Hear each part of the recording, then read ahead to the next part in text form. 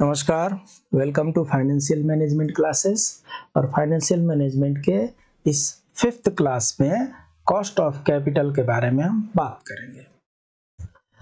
When we are discussing about the financial management functions, if you recollect, we had focused upon three main work of the financial management, three main functions, that is financing, investing and dividend. Finance कैसे करना है? Finance करना मतलब पैसे इकट्ठा करना। जब finance करने की बात आएगी तो कंपनी रन करने के लिए पैसे को इकट्ठा करना को फाइनेंसिंग कहते हैं। जब पैसे इकट्ठा हो गए तो उनको कहाँ पे खर्चा करना है उसको इन्वेस्टमेंट कहते हैं। कहाँ पे उनका डिस्ट्रीब्यूशन, जो भी पैसे आए हैं फाइनेंसिंग में, जो भी पैसे आए हैं उनका प्रॉपर डिस्ट्रीब्यूशन, इन्वेस्टमेंट कहाँ पे करना है उसको इन्वेस्टमेंट कहते हैं। और आपने जितने लिए हैं, जितने इन्वेस्टमेंट किए हैं, इन्वेस्टमेंट में से कुछ आपके रिटर्न मिलेंगे और जो लिए हैं उन पर कुछ आपकी लायबिलिटी है, उनको कुछ पे करना है। जो पे करना है उसको डिविडेंड फंक्शन कहते हैं। तो फाइनेंस में मुख्यतः हम 3 चीजों पर ही डिपेंड करते हैं। In finance we are concentrating upon mainly 3 functions: financing to collect the money, investing to distribute the monies for various purposes, and dividend function to pay the some return, some earnings to the person from where you have taken the finance. Now we are dealing with cost of capital. That is part of financing. We are now not dealing with investment, not dealing with dividend. No investment, no dividend. Now we are dealing with the financing. Financing में हम पढ़ रहे हैं cost of capital.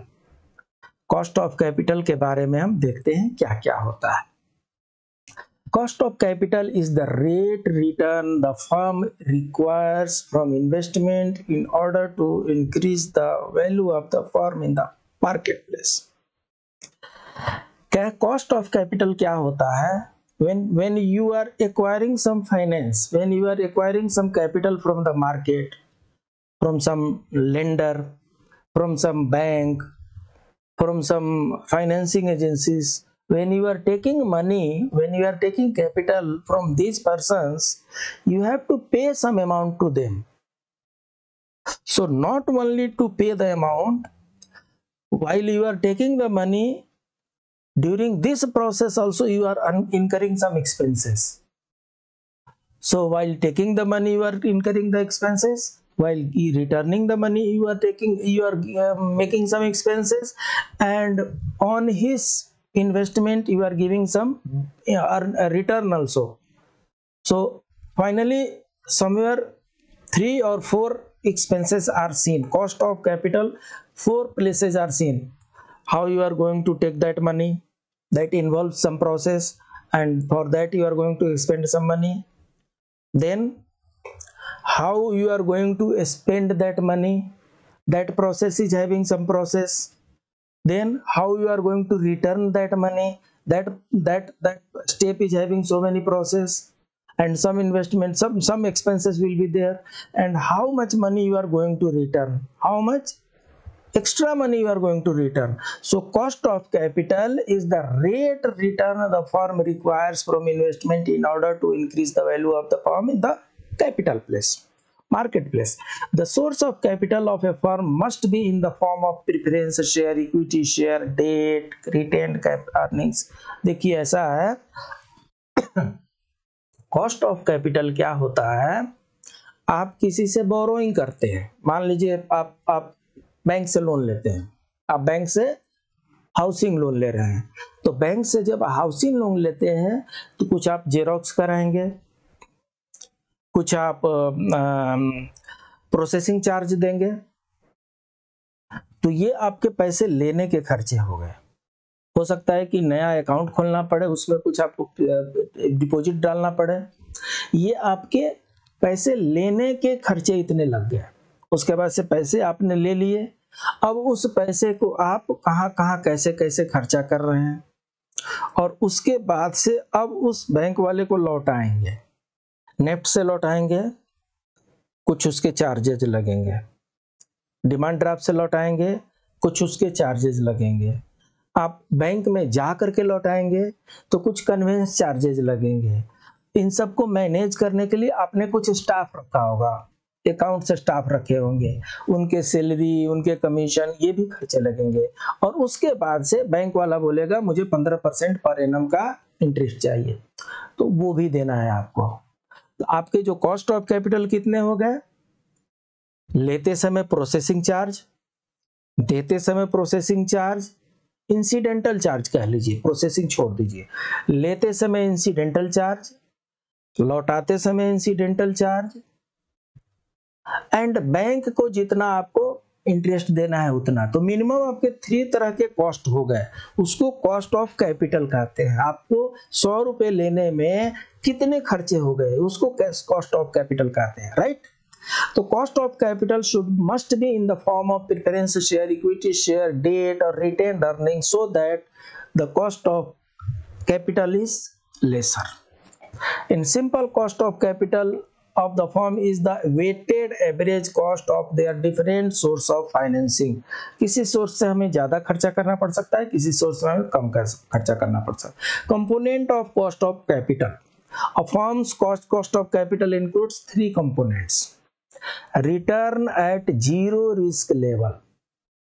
It relates to the expected rate of return when a project involves no financial or business risk. So ऐसा भी हो सकता है कि हम कुछ ऐसे कार्य कर रहे हैं जिसमें कोई रिस्क नहीं है। अगर कोई रिस्क नहीं है तो इसको बोलते हैं return at zero risk level. Business risk premium. Generally, business risk premium is determined by the capital budgeting decision for investment proposal. जहाँ जहाँ इन्वेस्टमेंट के अनुसार आप खर्चा करेंगे वहाँ वहाँ बिजनेस रिस्क है।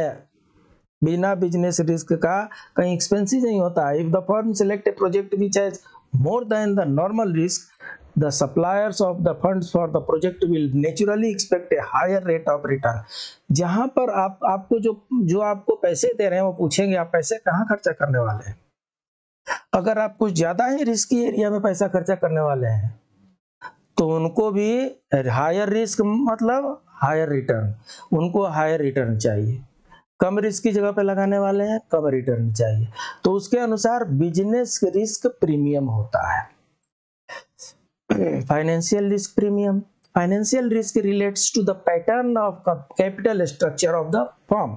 A firm which has higher debt content in its capital structure should have more risk than a firm which has comparatively low debt content. जितना कर्जा आपके फर्म पर होगा उतना हाई रिस्क में आप हैं। फाइनेंशियल रिस्क का मतलब यह होता है कि जितना लोन आपने ले रखा है अपने बिजनेस को चलाने के लिए उतने हाई रिस्क पर आप हैं। अगर कम लोन लिए हैं चाहे लोन नहीं लिए हैं तो आपका फाइनेंशियल रिस्क जो है वो कम प्रीमियम पर है। और अगर आपने बहुत लोन ले रखे हैं तो आपका रिस्क बढ़ता जाएगा क्योंकि वो दूसरे का पैसा है और आप किस तरीके से इन्वेस्ट कर रहे हैं वो आप ही को पता है। अगर कहीं ना कहीं लेफ्ट राइट हो गया तो you are answerable to that person, और अगर आपका पैसा है और लेफ्ट राइट हो गया तो you are not going to bear excess risk. जो रिस्क था वो अपने पर आपने झेल लिया। इसका एक फॉर्मूला है 3 कंपोनेंट का, जो हमने 3 कंपोनेंट कौन कौन से देखे, return at zero risk level, business risk premium और फाइनेंशियल रिस्क प्रीमियम। इन तीनों को मिला करके एक फॉर्मूला है K equal to R0 plus B plus F। K equal to cost of capital, R0 to return at zero risk level, B equal to business risk premium, F equal to financial risk premium. इसमें calculation आपको करने के लिए नहीं आएगा। Simply अगर कोई formula पूछता है तो इसको ध्यान रखिए, K is cost of capital, cost of capital equal to 1 2 3, ये देखिए ये तीनों यहीं पे है। Risk at zero, return at zero risk, business risk premium and financial risk premium, इन तीनों को जोड़ देना है। Cost of capital equal to इन तीनों को जोड़ दीजिए, R plus B plus F, तीनों को जोड़ दीजिए, हो गया आपका। Classification of cash cost of capital में हिस्टोरिकल कॉस्ट है, फ्यूचर कॉस्ट है, स्पेसिफिक कॉस्ट है, कंपोजिट कॉस्ट है, एवरेज कॉस्ट है, मार्जिनल कॉस्ट है, एक्सप्लिसिट कॉस्ट है, इम्प्लिसिट कॉस्ट है। एक एक करके उनको हम समझ लेते हैं। Historical costs are the costs which are incurred for the procurement of funds based upon the existing capital structure of the firm. It is book cost. Historical cost उसको कहेंगे जो भी आपने, मान लीजिए आपने बैंक से कुछ लोन लिया, तो उसके लिए आपको कुछ प्रोसेसिंग फी दिया, आपने कुछ एफिडेविट वगैरह, कुछ एग्रीमेंट वगैरह बनाया, उसके आपके चार्जेस लगे, कुछ पेपर जॉब वगैरह किया, आपने चार्जेस लगे। तो जो भी आपके फंड लेने से पहले खर्चा आपने किया उसको हिस्टोरिकल कॉस्ट कहेंगे। Future cost is the cost which is related to estimated for the future, simply it is the cost to be incurred for raising new funds. Future cost में क्या हो गया, आपने बैंक से लिया 15% इंटरेस्ट पे, तो जो 15% इंटरेस्ट आप पे करने वाले हैं वो आपका फ्यूचर कॉस्ट हो गया। आपने 1% 10% तो इंसिडेंटल चार्जेस खर्चा कर दिए। कई बार आप गाड़ी से गए, उसका पेट्रोल लगा, आदमी लगा, अकाउंटेंट का चार्ज लगा, जो आपका कोई कैशियर वगैरह है, चाहे कोई आपका सपोर्टिव है, उसने अपना कमीशन वगैरह लिया, ये सब इंसिडेंटल चार्जेज आपका हिस्टोरिक में हो गए। इस सब के बाद बैंक को आपको लोन लौटाना है रेट ऑफ इंटरेस्ट के साथ, तो जो रेट ऑफ इंटरेस्ट देंगे वो फ्यूचर कॉस्ट हो गया। Specific cost and composite cost. Specific cost refers to the cost which is associated with the particular source of capital, cost of equity. जब specific cost की बात करते हैं तो कई सोर्सेज से हम पैसे इकट्ठे कर रहे हैं, किसी एक सोर्स पे जो हमारा एक्सपेंस होता है उसको हम स्पेसिफिक कॉस्ट कहेंगे। और composite cost is the combined cost of different source of capital taken together. जब कंपोजिट कॉस्ट का मतलब क्या होगा, अगर 10 सोर्स से हमने पैसे इकट्ठा किए तो 10 सोर्स पे जो कुछ भी हमारा कॉस्ट लग रहा है उसको हम कंपोजिट कॉस्ट कहेंगे। Average cost and marginal cost. Average cost is the combined cost of various sources of capital such as equity, share, debenture. Average cost का मतलब ये है कि अगर 10 जगह से हमने कैपिटल लिए हैं और उसके लेने में जो भी हमें खर्चे आ रहे हैं, जो भी एक्सपेंसेस आ रहे हैं, उनको हमने 10 जगह से लिए हैं, तो जितना भी खर्चे जा रहे हैं, अगर 25 खर्चे जा रहे हैं, 25 डिवाइडेड बाई 10 कर दीजिए, 2.5 आया, ये आपका एवरेज कॉस्ट हो गया। Marginal cost of the capital is the average cost of the capital which has to be incurred due to new funds raised by the company for their financial requirements. Marginal cost क्या होता है, एक तरह का average cost ही है जो नए fund generate करने के लिए आपको एक्स्ट्रा खर्चा करना पड़ता है। नया फंड जनरेट करने के लिए जो कुछ भी एक्स्ट्रा आपको खर्चा करना पड़ता है उसको मार्जिनल कॉस्ट कहते हैं। Explicit cost and implicit cost. Explicit cost is cut off rate और internal rate of return. जो कुछ भी आपके internal rate of return है उसको explicit cost कहते हैं। Implicit cost is the rate of return related to the best investment opportunity of the firm and its shareholders that will be foregone in order to take up a particular project. Implicit cost क्या होता है, अगर honour ने अपने पैसे लगाए हैं तो इनिशियली प्रोजेक्ट में खर्चे ज्यादा होते हैं, बाद में धीरे धीरे उसमें से अर्निंग होने लगती है, तो उस पीरियड में बहुत दिन के लिए आपको you have to forgo your return. अगर कोई फॉरगो कर रहा है रिटर्न को, बहुत से हमारे ग्रांट मिलते हैं, बोले 5 साल के लिए आपसे हम कोई इंटरेस्ट नहीं लेंगे, जापान वगैरह भी देते हैं, बोले 5 साल के लिए इंटरेस्ट फ्री है, 10 साल के इंटरेस्ट फ्री, उसके बाद से हम इंटरेस्ट लेंगे, उसको इम्प्लिसिट कॉस्ट कहते हैं। Computation of the cost of capital involves जो है कंप्यूटेशन ऑफ स्पेसिफिक कॉस्ट होता है और कंप्यूटेशन ऑफ कंपोजिट कॉस्ट होता है। दो ही तरह के कॉस्ट जो हमारा कैपिटल इन्वॉल्व्स है। तो जब स्पेसिफिक कॉस्ट होगा तो कॉस्ट ऑफ डेट होगा, कॉस्ट ऑफ प्रेफरेंशियल शेयर्स होंगे, कॉस्ट ऑफ इक्विटी शेयर्स होंगे। कॉस्ट ऑफ डेट मीन्स जहां से हम लोन ले रहे हैं, cost of preferential share means company law में जो इक्विटी है, जो शेयर है, उसको कुछ डिवाइड किया गया है। प्रेफरेंशियल शेयर जो दिया जाता है कुछ मेजॉरिटी स्टेक को दिया जाता है। कॉस्ट ऑफ इक्विटी शेयर सब लोग खरीद सकते हैं, आप भी खरीद सकते हैं। और कॉस्ट ऑफ रिटेन्ड अर्निंग, ये रिटर्न अर्निंग अगर आपके लिए न्यू टर्मिनोलॉजी लग रहा है तो पहले हम समझ लेते हैं कि कॉस्ट ऑफ रिटेन्ड अर्निंग क्या होती है। The portion of the net profit distributed to the share holder is called dividend and the remaining portion of the profit is called retained earning. Suppose कीजिए 50 करोड़ रुपया आपने अर्निंग किया, आपका profit एक financial year नहीं बोलेंगे, एक पार्टिकुलर पीरियड में आपका जो प्रॉफिट है वो 50 करोड़ रुपया है। 50 करोड़ में से 30 करोड़ आपने डिविडेंड के रूप में बांट दिया। क्यों बांट दिए? क्योंकि लोगों से आपने पैसे लिए हैं, तो जिनसे आप लोगों ने आपने फाइनेंस करा है, पैसा लिया है, उनको रिटर्न भी तो देना है। तो 50 करोड़ में से 30 करोड़ आपने लोगों को दे दिया, 20 करोड़ आपके पास बच गया, तो जो बच गया उसको रिटेन्ड अर्निंग कहते हैं। ठीक है, the portion of net profit distributed to share holder is called dividend. So whatever and the remaining portion of the profit is called retained earning. Profit is 50 rupees. Let us take example. Profit is 50 rupees. Profit is 50 rupees. Dividend given is 30. So remaining is 20 rupees. That 20 rupees is retained earnings. In other words, the amount of undistributed profit which is available for investment is called retained earning. So retained earning is the balance amount of the profit which remains with the company after distribution of the dividend money. Retained earning is considered as internal source of long-term financing and it is part of shareholders equity. Retained earning जो कुछ भी है ये company के expansion के लिए, company के long run में उसके फाइनेंसिंग के लिए, उसके डे टू डे रिक्वायरमेंट के लिए, उसके फ्यूचर रिक्वायरमेंट के लिए जो रिटेन्ड अर्निंग है उसको रख लिया जाता है और उसको शेयर होल्डर की इक्विटी में काउंट किया जाता है। तो ये रहा रिटेन्ड अर्निंग। अब हम देखते हैं कंप्यूटेशन ऑफ कंपोजिट कॉस्ट। इससे पहले हम कंप्यूटेशन ऑफ स्पेसिफिक कॉस्ट किए थे, अभी हम कंप्यूटेशन ऑफ कंपोजिट कॉस्ट करेंगे।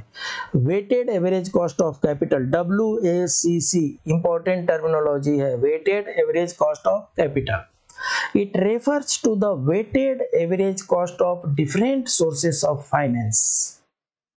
Weighted average cost of different source of finance, हमने बताया वेटेड एवरेज क्या होता है। जो कुछ भी आपके पास जितना भी मिला है उसको आपने एवरेज कर लिया, वो एवरेज में उससे डिवाइड कर दिया तो एवरेज आ जाता है। It is very important in financial decision making. Steps involve in computation of WACC, weighted average cost capital में जो स्टेप होता है उसमें क्या करते हैं, calculate the cost of each of the source of the financing is certain.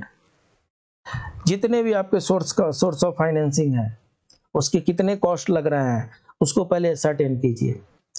आप जितने भी फाइनेंसिंग ले रहे हैं, जितने भी पैसे ले रहे हैं, उसको लेने में जो इंसिडेंटल खर्चे लग रहे हैं उसको पहले सर्टेन कीजिए। Assigning weights to specific cost, उसके बाद से जो स्पेसिफिक कॉस्ट का पीछे हमने कैलकुलेट किया था, इससे पहले वाले स्लाइड में हमने स्पेसिफिक कॉस्ट को हमने, ये देखिए स्पेसिफिक कॉस्ट का हमने किया है। ये स्पेसिफिक कॉस्ट में cost of debt, cost of preference ये सब होता है, मतलब उसका रेट ऑफ इंटरेस्ट कितना आप देंगे वो भी देना है आपको, उसको कैलकुलेट करना है। Multiplying the cost of each source by the appropriate weight, सबका वेटेज कितना आप दे रहे हैं उसके अनुसार उसको मल्टीप्लाई करना है। Dividing the total weighted cost by the total weight. तो इस तरीके से ये एक फार्मूला डिराइव होता है। फार्मूला हम यहाँ पर इसलिए नहीं ला रहे हैं क्योंकि कंफ्यूजन होगा, कम समय में फार्मूला समझना थोड़ा सा रिस्की है, इसलिए मैं फार्मूला नहीं डाल रहा हूँ। फार्मूला स्किप करके और सिर्फ थ्योरी बेसिस पर मैं आपको समझाने का प्रयास कर रहा हूँ। Importance of cost of capital, as determination of the cost of capital is very important in the area of financing management because it deals with capital budgeting, capital structure decision, dividend policy decision is taken because based on that cost of capital only. If cost of capital is more, then dividend will be less. Cost of capital, it is the duty of the finance management to reduce cash cost of capital. Cost of capital को कम करना है। आपको loan लेते समय ही इतना खर्चा कर दीजिए और लोन लौटाते समय इतना खर्चा कर दीजिए तो उसको देंगे कितना? सो इसलिए क्या करना है, cost of capital has to be lesser. Dividend policy decision उसी के अनुसार लेना है। Helpful in evaluation of financial efficiency of the top management, helpful in comparative analysis of various sources of finance. तो ये इतने इसके सिग्निफिकेंस है कॉस्ट ऑफ कैपिटल के। कॉस्ट ऑफ कैपिटल समझना बहुत जरूरी है।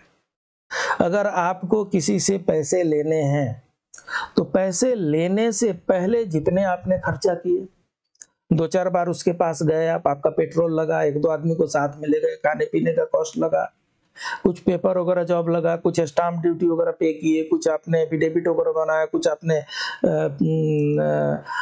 एग्रीमेंट बनवाया, ये सब जितने आपके खर्चे हुए ये आपका बर्डन होते जा रहा है। आपने 100 रुपीज लिए, 2 रुपया आपने खर्चा कर दिए लेने में, 10 रुपये उस आदमी को देना, इसका मतलब कि 12 तो अभी आपके खर्चे हो गए और लौटाते समय भी आपको 1-2 रुपया खर्चे बढ़ेंगे। तो प्रैक्टिकली कहने के लिए 10% उसको आप दे रहे हैं, देने के लिए तो आप उसको 14% दे रहे हैं। बैंक वाले भी यही सिस्टम अपनाते हैं। बैंक वाले ये हमें लगता है कि हम सिर्फ 5% ले रहे हैं। जी नहीं, आप जब जमा कर रहे हैं तो बैंक का ऑफिस है, बैंक का स्टाफ है, बैंक का कंप्यूटर है, बैंक की लाइट है, बिजली है, वो सबका खर्चा उसमें इंक्लूड हो रहा है। आपसे जब पैसा वो ले रहे हैं तो ऐसे नहीं ले रहे हैं, उनका कॉस्ट उसमें लग रहा है। वहां पर बैठे हैं 10 to 5 आपसे पैसे लेने के लिए, उनको सैलरी दी जा रही है। तो आपसे जब वो पैसे ले रहे हैं तब भी उनके कॉस्ट हो रहा है, और जब आप उनसे पैसे लेने जा रहे हैं तब भी उनके आदमी वहां पर बैठे हैं देने के लिए। तो दोनों तरफ से उसके भी एक्सपेंस हो रहे हैं ना।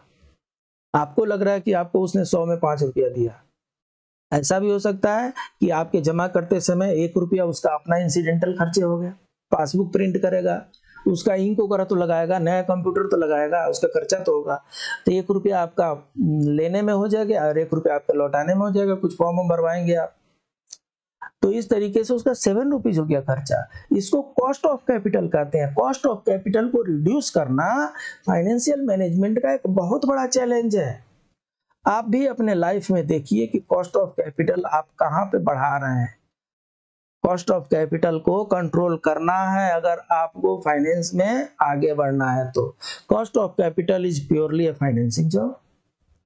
इसके बाद से जब हम कैपिटल में आगे बढ़ेंगे तो एक एक करके चैप्टर हम आपको समझाते चलेंगे। अगर ये 2 बेसिक चैप्टर और इससे पहले के 3 चैप्टर, ये 5 चैप्टर आपके बेसिक है। फाइनेंस में क्या है, फाइनेंशियल मैनेजमेंट में सबसे बड़ा प्रॉब्लम ये है कि आगे वाला चैप्टर समझने के लिए पीछे वाला चैप्टर समझना जरूरी है। अगर आपने पहले के चैप्टर नहीं समझे तो आगे के चैप्टर समझना बहुत मुश्किल है। ऐसा मैंने फाइनेंशियल मैनेजमेंट में देखा है, बाकी सब में ऐसा कम होता है। फाइनेंशियल मैनेजमेंट में अगर आपको नेक्स्ट चैप्टर समझना है तो इससे पहले वाले चैप्टर आपको समझने पड़ेंगे। इसलिए अभी आपको मैं 3 वीडियो पहले का और 2 वीडियो, ये 5 वीडियो मैं दे रहा हूँ। ये 5 समझिए और इसके बाद से हम आगे का चैप्टर प्रारंभ करते हैं। मिलते हैं शॉर्ट ब्रेक के बाद, तब तक के लिए नमस्कार।